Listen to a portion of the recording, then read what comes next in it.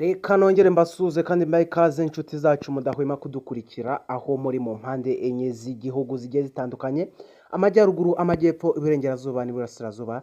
Reka twere no kwirengagiza abantu bari mu mujyi wa Kigali. Uyu ni wa mwanya rero tubagezaho amakuru ari kubica bigacika, amakuru yaramutse mu bice by'igihugu bitandukanye, aho tuzanye amakuru ari kubica bigacika. Ndagira ngo nkubwire, nuva kuri iyi video atarangiye urabuhombye byinshi, kandi nugenda utakoze subscribe cyangwa ukoreshe urabuhombye nabwo, kuko ibiganiro byacu ntabwo bizajya bikugeraho gatanu kuri gatanu. Uyu mwanya rero ndagira ngo tutangaze amakuru Perezida Paul Kagame yavuze kuri kuri Repubulika ya Demokarasi ya Kongo yahaye rugari FDLR ndetse n'umuhungu wa Habyarimana. Ayo niyo makuru ndi kugira ngo tubanze tuvugeho.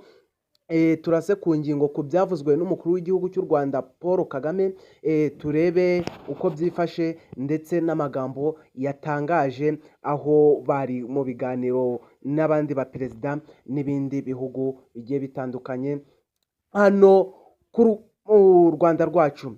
Ni ukuvuga ngo Perezida Paul Kagame yagaragaje uburyo abo mu muryango wa Habyarimana cyane cyane umuhungu we bakomeje gukorera ingendo i Kinshasa muri Repubulika Iharanira Demokarasi ya Kongo, mu mugambi wo gukorera mu ngata umutwe w'interahamwe wa FDLR wasize ukoze jenoside yakorewe abatutsi mu Rwanda.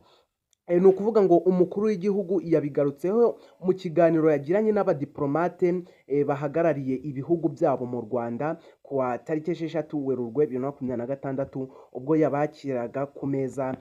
Yasobanuye ko uyu mutwe w'iterabwoba ukomeje kuvuna umuheha, ukongezwa undi muri Repubulika Iharanira Demokarasi ya Kongo. Ni ukuvuga ngo niho Perezida Paul Kagame yongeye kubigarukaho. Wubakiye ku ngengabitekerezo ya jenoside kandi ukomeje kongeza mu karere ari ikibazo gihangayikishije u Rwanda. Ati impungenge z'umutekano wacu zishingiye ku gukomeza kubaho kwa FDLR n'ingengabitekerezo yayo y'ubutagondwa bw'urugomo ari nayo ngengabitekerezo ya jenoside. Birababaje kubona bigaragara ko hari abayishyigikira mu karere ndetse n'ahandi. Perezida Paul Kagame yerekanye ko kuva FDLR yagera muri Repubulika Demokarasi Kongo, ibitero igaba ku Rwanda mu bihe bitandukanye byahitanye ubuzima bw'abatari bake mu gihugu.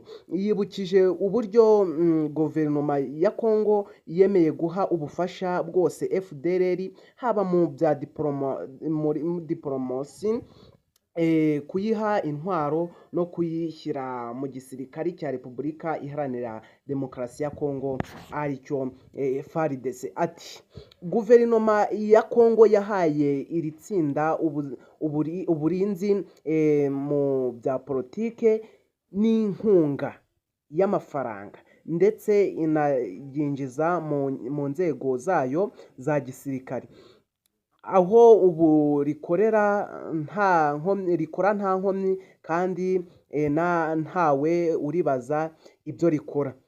Yanavuze kandi ku bucuti bukomeye buri hagati y'umuhungu wahoze ari perezida w'u Rwanda n'umutwe wa FDLR wiyemeje guhuza umugambi nayo, ndetse kuri ubu akomeje gusura Kongo mu gushingira ubushuti bwe na FDLR. Ati umuhungu wahoze ari uwa perezida w'u Rwanda wagejeje iki gihugu muri jenoside. Ni ukuvuga ngo umuhungu wahoze ari uwa perezida w'iki gihugu cy'u Rwanda wagejeje iki gihugu muri jenoside n'abandi bafatanyije bakomeje gusura Kinshasa mu rwego rwo kwagura imikorere yabo na FDLR kandi bagahabwa ikaze. Yavuze ko u Rwanda rukomeje kugaragaza icyo kibazo ku ruhando mpuzamahanga, ariko ugasanga ibyafasha kwita ku kibazo muzi byazana igisubizo byirengagizwa nkana.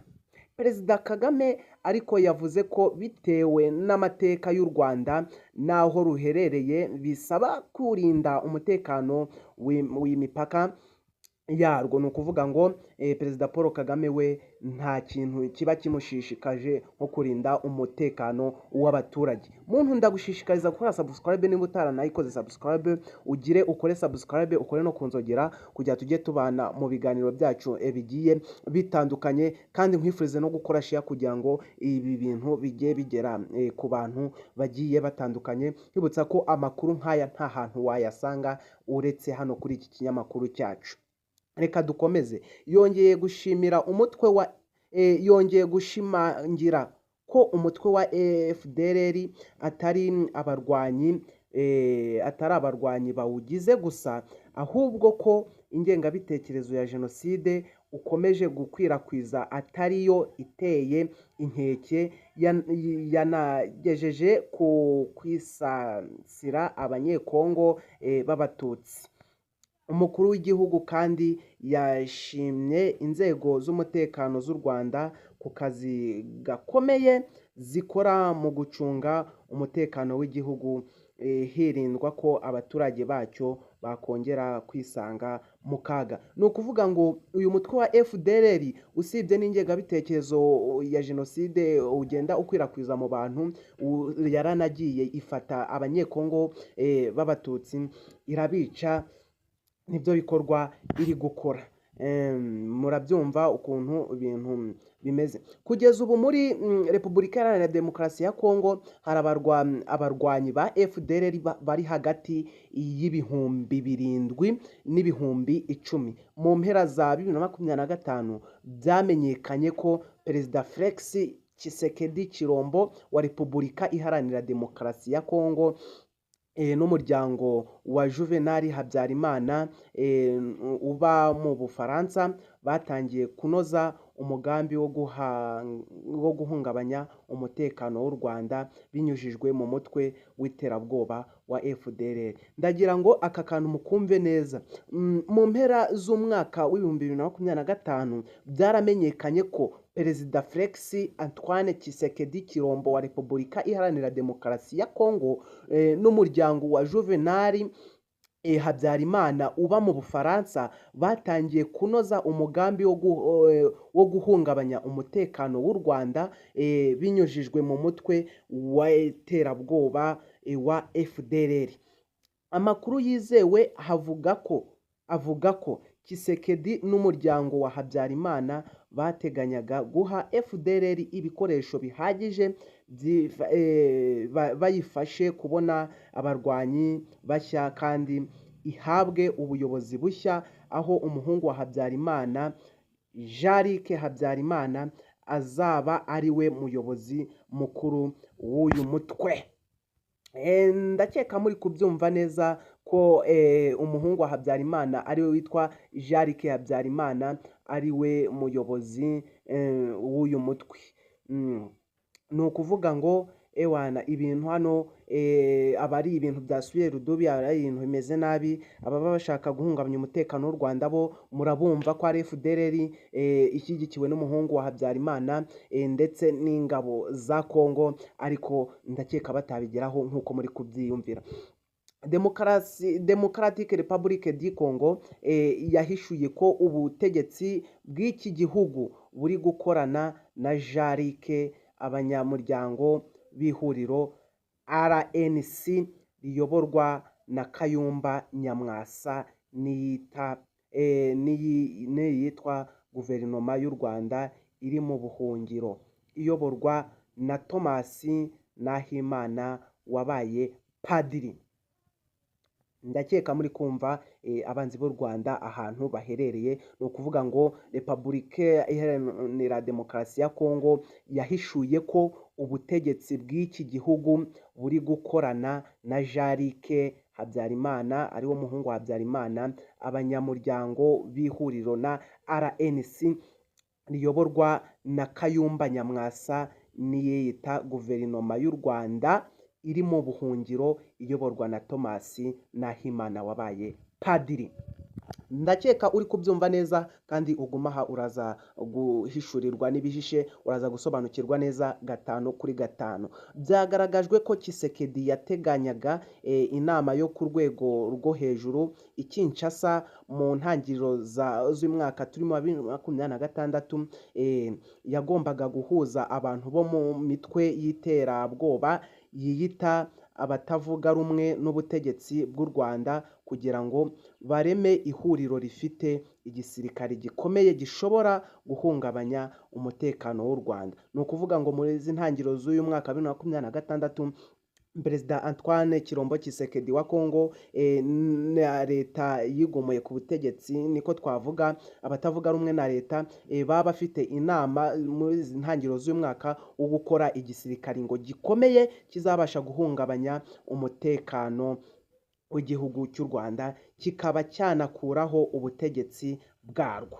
Ngayo nguko rero muri kubyumva 5/5, niyo mpamvu navuze ngo umuntu aragenda atumvishe amakuru uko ahagaze. Ku wa 4 Gashyantare 2026, Tshisekedi yari muri Amerika mu gushyira imbaraga mu bukangurambaga busaba abagize inteko ishinga amategeko y'Abanyamerika gusunikira ubutegetsi bw'icyo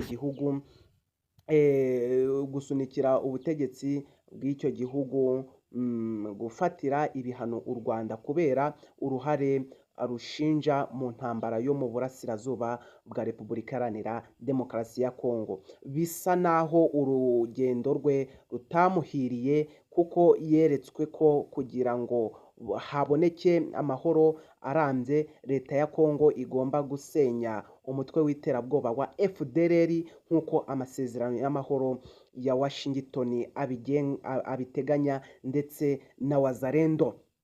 Ngayo nguko rero Perezida Tshisekedi ajya muri Amerika ajya gusabira u Rwanda ibihano, ntabwo byamugendekeye neza, kubera ko impamvu bitamugendekeye neza ni uko bamusabye ko leta ya Kongo ikwiye gukuraho umutekano igisirikari cya FDLR, izi nterahamwe za FDLR, ko aribwo ibintu byarushaho kugenda neza. Itangazo ryagiraga riti kugira ngo umutekano urambye uboneke muri Repubulika Iharanira Demokarasi ya Kongo, igomba gukuraho ibyo isabwa mu guhosha amakimbirane, ifata ingabo zifatika kuri FDLR n'imitwe y'abagizi ba nabi, Wazalendo ikorera abaturage ubugizi bwa nabi. U Rwanda rwagaragaje kenshi ko rudashobora gukuraho ingamba z'ubwirinzi mu gihe umutwe wa FDLR ugihabwa intebe n'ubutegetsi bwa Repubulika Iharanira Demokarasi ya Kongo. Nuko rero nuko bimeze. U Rwanda rwagaragaje ko rudashobora gukuraho ingamba z'ubwirinzi mu gihe umutwe wa FDLR ugihabwa intebe n'ubutegetsi bwa Repubulika Iharanira Demokarasi ya Kongo, kandi ari ikibazo umutekano warwo n'akarere k'ibiyaga bigari. Ngayo nguko rero muri kumva ukuntu bimeze. Aya ni amakuru agiye atandukanye mbagezaho 5/5 kugira ngo mumenye aho igihugu cyacu cy'u Rwanda kigeze, ndetse mumenye n'amakuru yo mu karere k'ibiyaga bigari, mubashe kumenya uko ibintu bigiye byifashe. Ciao ciao, turi kumwe rero n'umuhungu wanyu, n'umuhungu w'Abanyarwanda. Aya ni amakuru yagezwe ku ikubitiro. Ndagushishikariza gukora subscribe kugira ngo ibintu bigiye bitandukanye bicano kuri iyi channel yacu, kuri uyu muyoboro bigiye bikugeraho 5/5. Kandi nawe utarakora subscribe, ndagusaba kugira ngo ukore subscribe, ukore na share. Tubonane mu biganiro bitaha. Ciao ciao, it's your boy Kabonfire.